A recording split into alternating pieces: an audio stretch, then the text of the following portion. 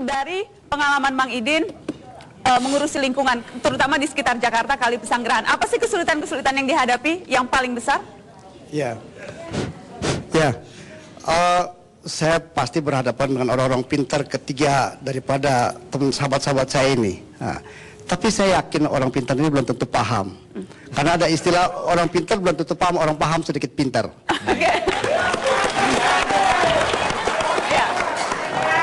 Kalau saya boleh tanya, saya masih kurang percaya. Karena kalau kita tahu... Kurang percaya sama semuanya atau tidak percaya pada salah satu saja? Oh, semua. Kenapa semua. tidak percaya? Kita yakin, kita tahu bahwa secara global ini laut kita kaya, hutan kita kaya, tapi apa yang terjadi kita masih miskin. Nah, seharusnya konservasi itu punya nilai daya ekonomi. Satu, ya. Kedua, dari ekonomi itu bagaimana orang punya status. Saya ini bukan mau main lenong, tapi inilah saya. Nah, hal-hal ini saya mau pertanyakan kepada orang-orang pintar ini sebetulnya yang nanti menjabat sebagai apa yang pimpinan negara mau dikemanain konservasi yang alam yang jelas Mang Idin belum melihat dari semua capres program konkretnya soal lingkungan begitu ya. Kemudian apa ketiga mereka yang lakukan tadi? Terima kasih itu aja. Baik, terima kasih. Silakan Mas Arya Bima dulu. Ya jelas ya, Mang Idin ini kan mengatakan bahwa negara kita itu, lingkungan kita itu kaya. Kok rakyatnya melarat? Kan pasti ada yang dicuri, kan itu. Lah, yang nyuri ini menurut Pak Prabowo dikatakan karena penguasaan sumber daya alam dan mineral dan seisinya itu dikuasai oleh asing. Sehingga ini dikorupsi. Ini yang saya kira tepat. Ya, jadi lingkungan alam kita ini kaya, harusnya rakyatnya kaya.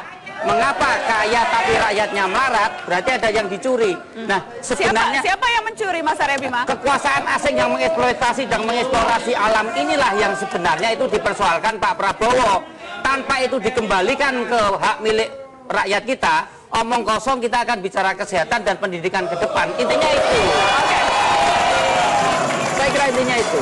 Bung Rizal Malarangeng, bagaimana? Menjawab tadi pertanyaan Mang Idin, apa sih yang konkret yang ditawarkan? Baik. Sebenarnya banyak yang saya bisa tanggapin ya, karena ini kan banyak hal. Tetapi kepada Mang Idin sekali juga, kepada Ibu, rasa salut saya ya bisa ikut menjadi, membantu kita semua dalam menjaga lingkungan. Tapi satu hal yang telah dicatat oleh pemerintah Bapak SBY adalah sebuah hal yang kita mungkin teman-teman sudah pernah mendengar yang disebut sebagai Bali Roadmap. Bali Roadmap ini kelihatan kedengarannya tidak terlalu populer, tetapi kalau kita lihat perannya dalam di dunia ini, kalau kita lihat misalnya baru ada satu aturan bersama buat mengatur lingkungan bersama, Mang Idin, pohon-pohon di seluruh dunia, laut di seluruh dunia, namanya Kyoto Protocol. Kyoto Protocol ini akan berakhir 2 tahun lagi dan Bali Roadmap lah yang goal di bawah pemerintahan kita bersama dunia, itu menjadi transisi ke arah peraturan dunia yang baru.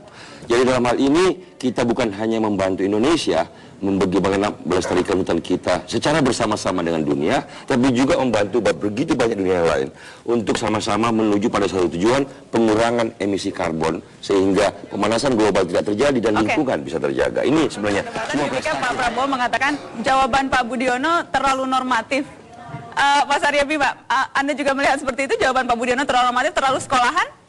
Iya. Ini sesuatu yang rasional, tapi tidak realistis. Tidak ada pendidikan gratis di Indonesia, tidak ada sampai hari ini, tidak ada.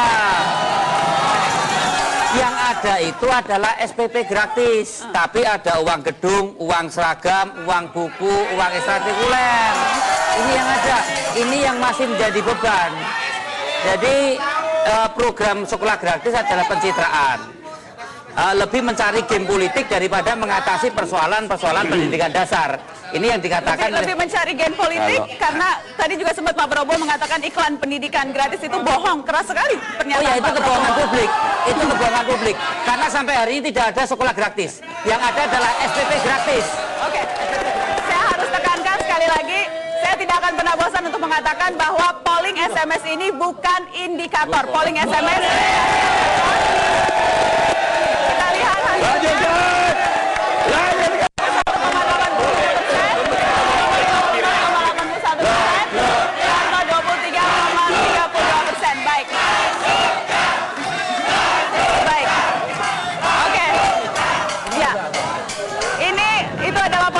Masuk pertanyaannya siapa cawapres yang paling unggul, dan lagi-lagi sekali lagi polling SMS bukan indikator, dan ini memang dilakukan bukan mengikuti metode ilmiah yang bisa dipertanggungjawabkan, hanya salah satu cara bagi Anda untuk ikut ramai-ramai dalam pesta demokrasi. Oke, Bung Arya Bima, Anda mau komentar sedikit soal polling ini, atau Anda merasa tidak perlu dikomentari karena memang bukan sesuatu yang ilmiah? Ya, yang pertama memang sebagian besar dari pendukung kami adalah bukan orang yang mampu mengirim SMS. Kalau toh punya handphone, dia juga tidak mungkin memberikan 2.000 atau 1.000 untuk SMS. Yang kedua, dari kemarin kok hasilnya cuma semacam itu. Kita sudah melihat tetap ada rekayasa teknologi yang semuanya juga bisa melakukan. Maka saya melihat itu merupakan manipulasi persepsi publik, sama juga dengan survei-survei yang saya kira ini bagian dari silent operation untuk melangkah satu putaran dengan 70% hasil untuk